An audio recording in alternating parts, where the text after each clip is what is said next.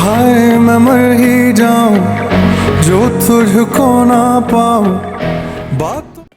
আসসালামু আলাইকুম। অবশেষে অনেক প্রতীক্ষার পরে আমিও চলে আসলাম দিনাজপুরের সেই ভাইরাল গাছটির কাছে।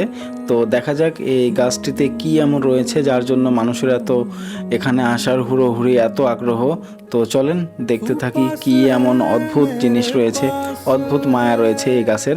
कोई एहसास है जैसे तू पास है मेरे पास है ऐसे मेरा कोई एहसास है जैसे हाय मैं मर ही जाऊं जो तुझको ना पाऊं बातों में तेरी मैं रातें बिताऊं होठों पे लम्हा लम्हा है नाम तेरा है तुझको ही गाऊं मैं तुझको पुकारूं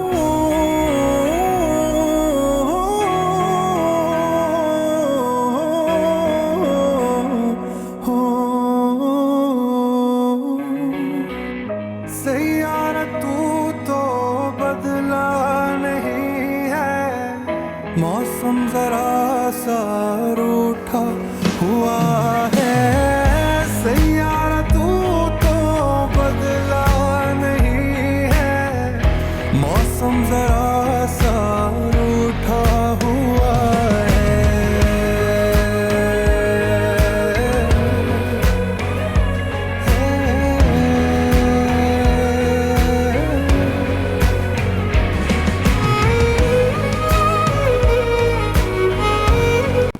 আবারও ফিরে আসলাম গাছটি সম্পর্কে কিছু কথা বলতে। এই জায়গাটা আসলে কোনো ঐতিহাসিক জায়গা না।